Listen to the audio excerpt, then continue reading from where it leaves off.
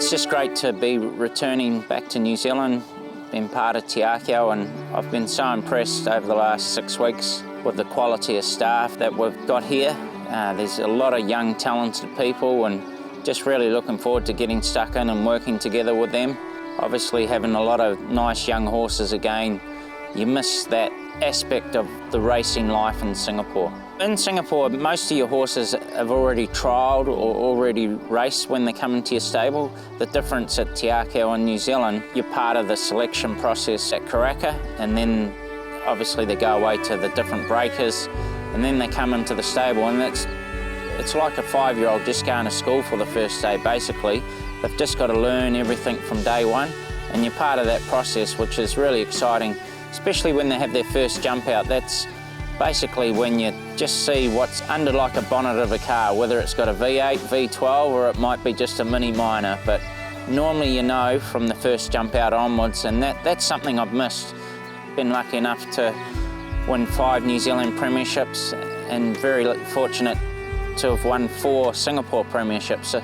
So to put it in perspective, it's very difficult to win premierships in Asia because everyone's capped at 60 horses. So from day one, when I went to Singapore, there was me and Shafik Rusov with 3 horses we started with, and just the 2 of us. So it was a lot of hard work, but very satisfying to start from ground zero, build it up, and that was the biggest challenge, obviously, going to a different country, different culture, just starting from scratch again, and you had to prove yourself. When I was initially here at Matamata, I was fortunate that Dave and Paul O'Sullivan were training, and Jimmy Gibbs, and just absolute icons of our industry, and history shows that. And obviously I learnt a lot off them, and Colin Jillings was a great mentor as well. He gave me a lot of advice over the years. Training has evolved, and I think horses have as well.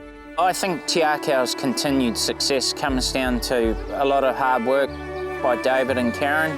I do believe the whole game is won and lost at the sale ring, and you look at Dave's purchases over the years, you go right back, as I said earlier, to King's Chapel, Marufiti, Princess Copes, the latest ones, Dynastic, Melody Bell. There's just so many, you can't name them all, but it's consistent. Every year there has been very, very good horses and consistent Group 1 horses. Some people can do it for a couple of years, but he's continued to do it for decades. I think we've always been very good at Te Akau with providing a lot of age group winners, 2 and 3-year-olds, and I think that goes back to having the farm is so important. When the horses do go for a spell, they relax and just absolutely thrive in that environment.